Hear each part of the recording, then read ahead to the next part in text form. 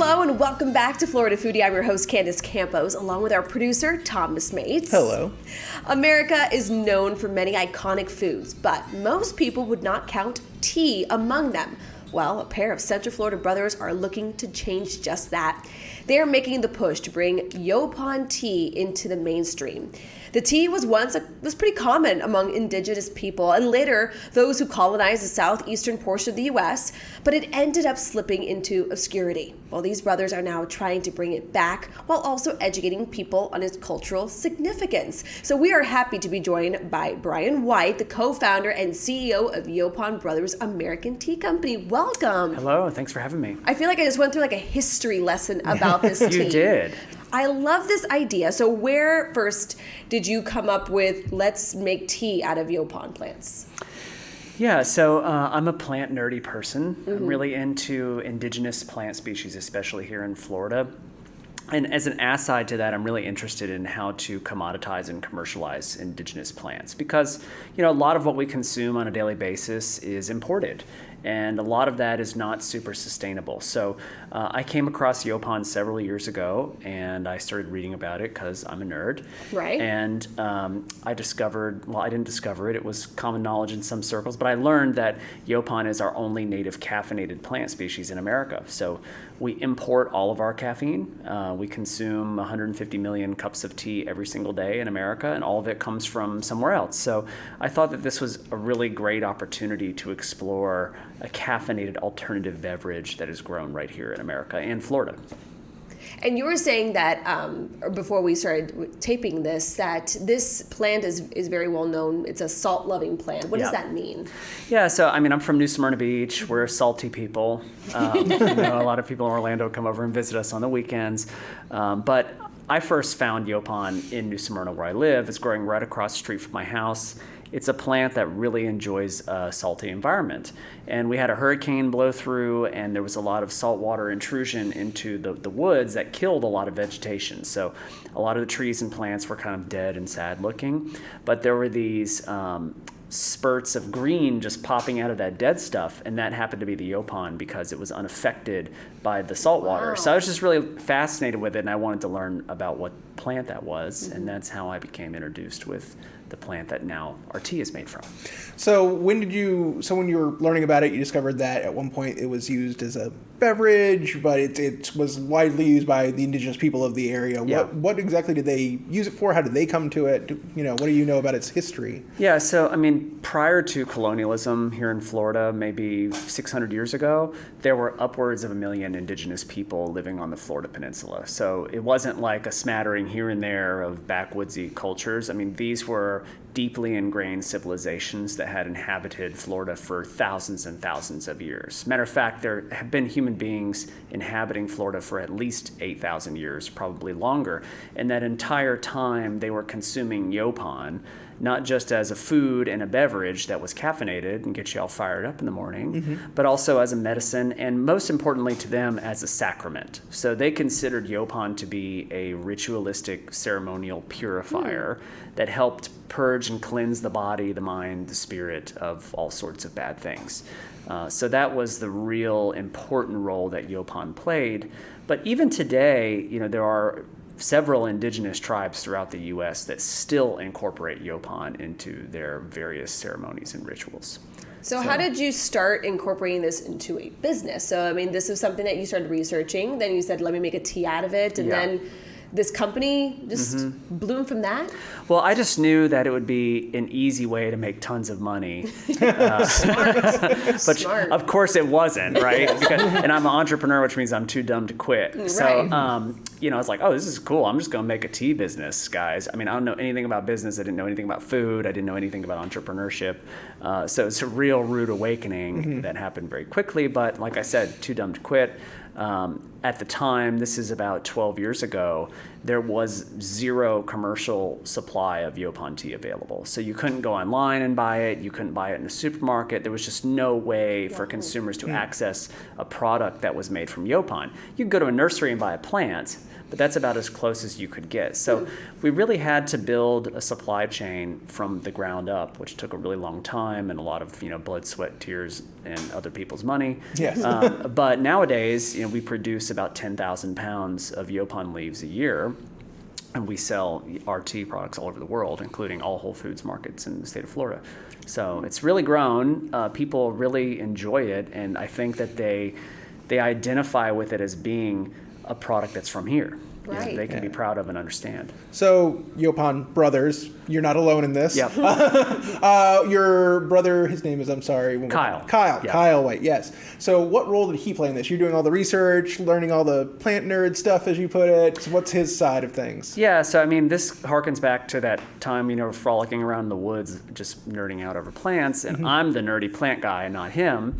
I just needed help. And so he's much younger than I was. So he's kind of a high school age kid at the time. And I just sort of grabbed him in and said, hey, can you help me with picking these mysterious leaves in the woods, if that doesn't work.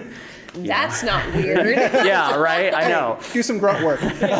So he came into it that way, and just sort of his role grew and expanded, and he became very interested in entrepreneurship, and he now runs part of the entrepreneurship program at Rollins College.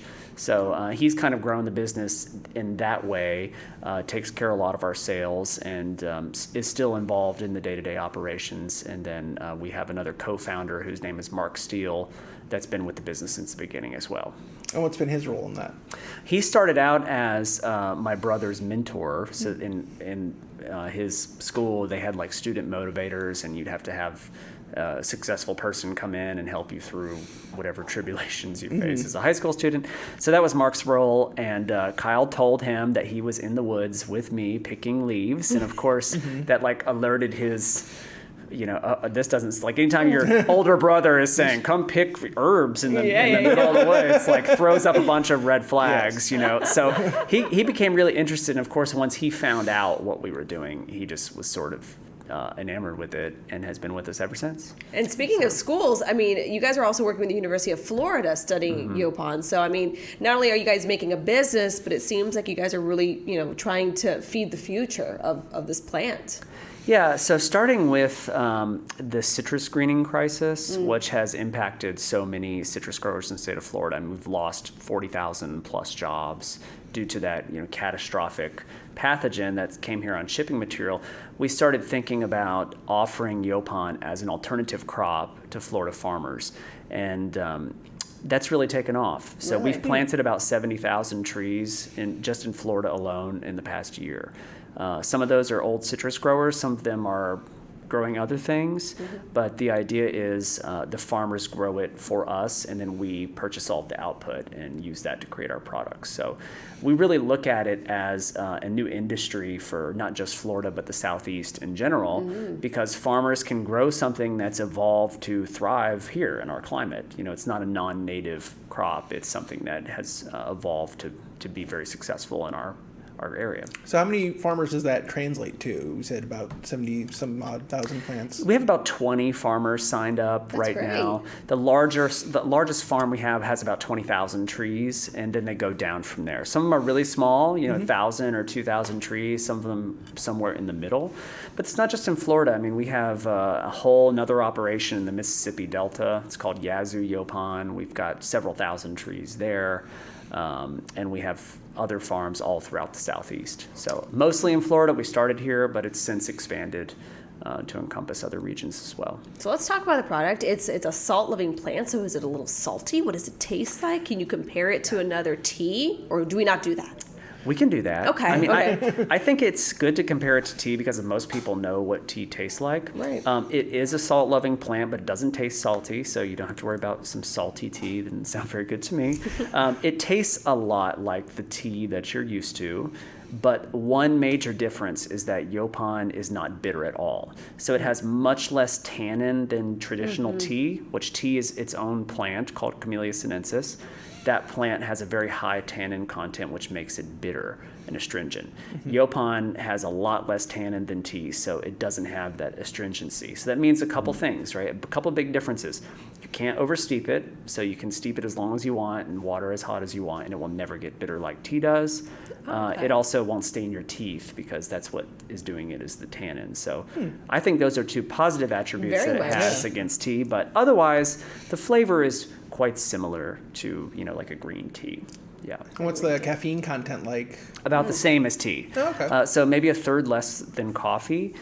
Because our Yaupon comes from the wild, the caffeine content is variable because it's controlled by nature.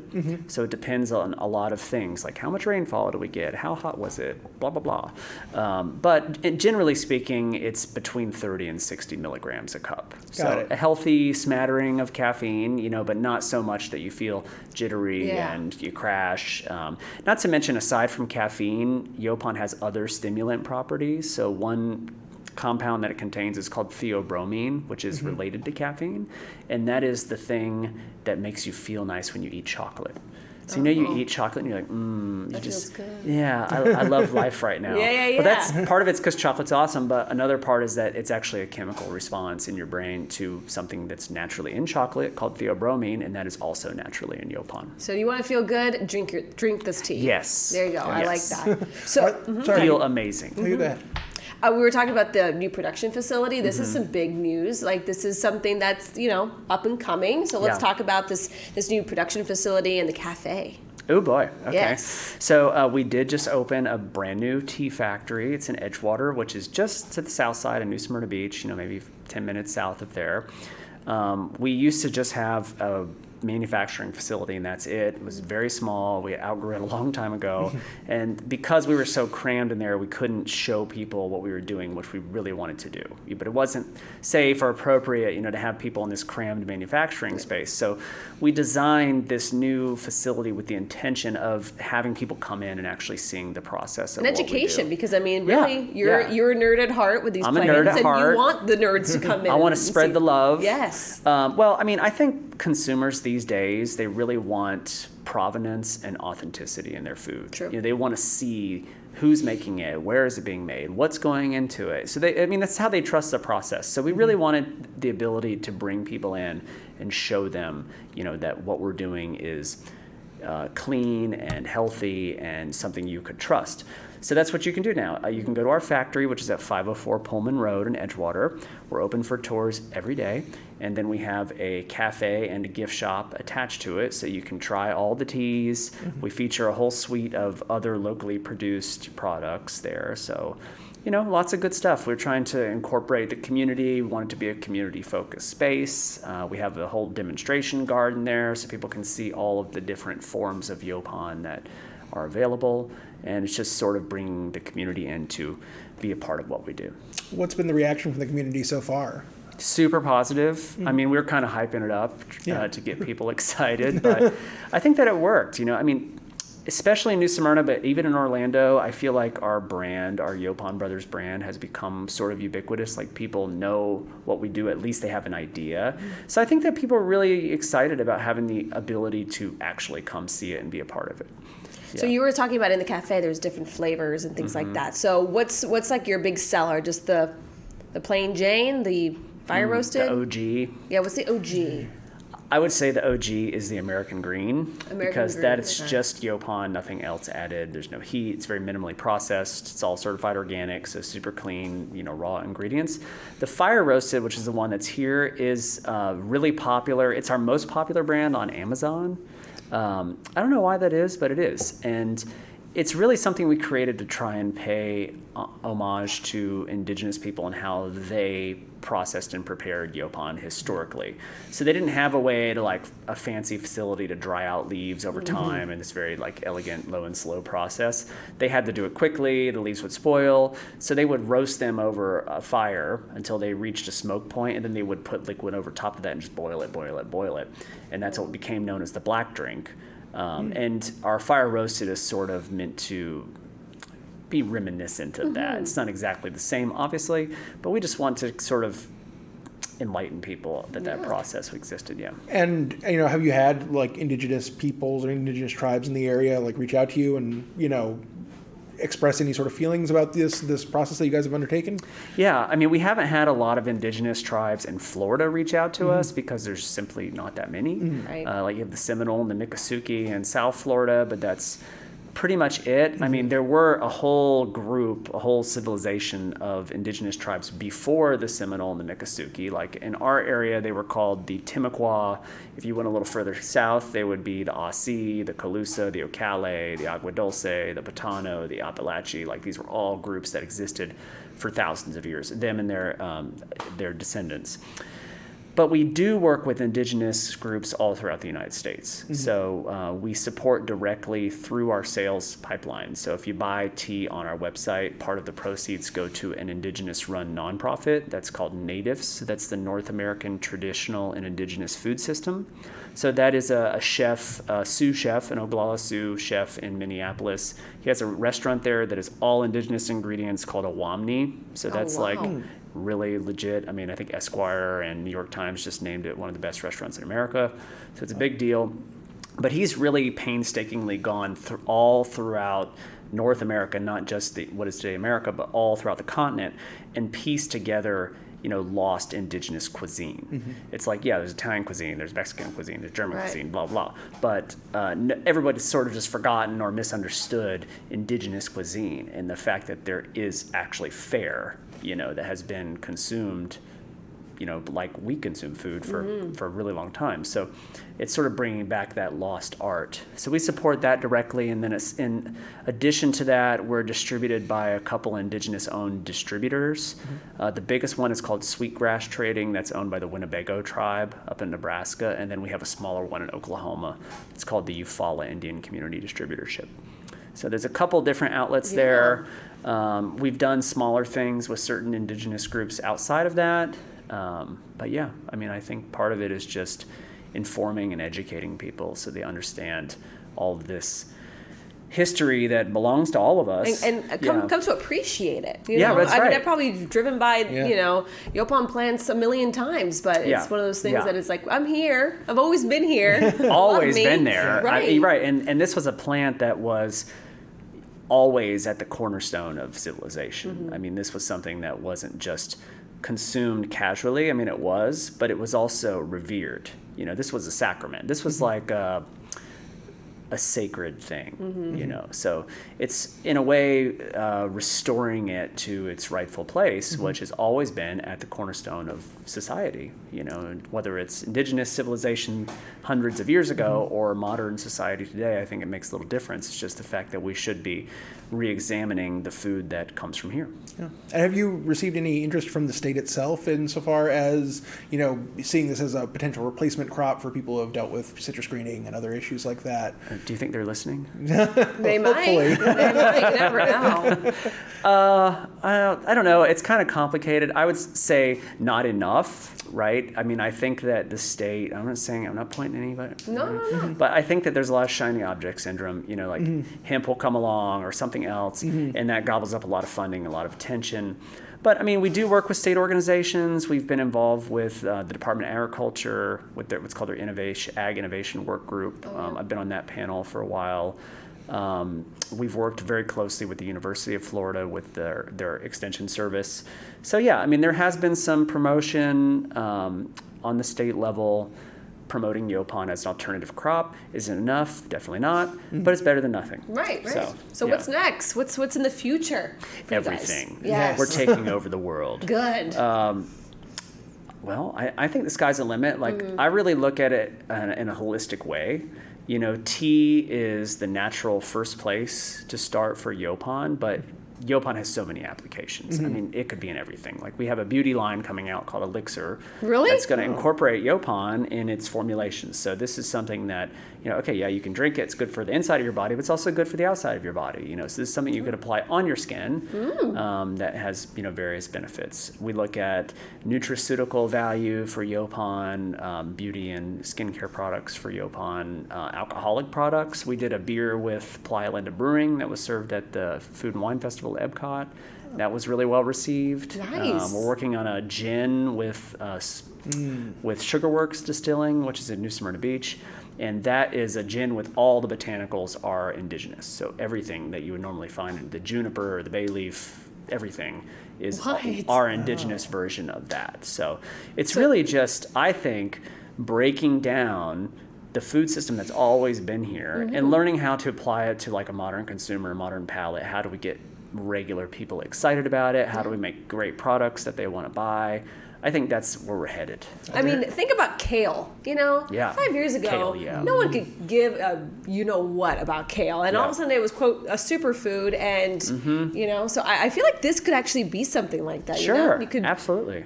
put it on your face, you can drink it, you can And unlike kale, it actually tastes good.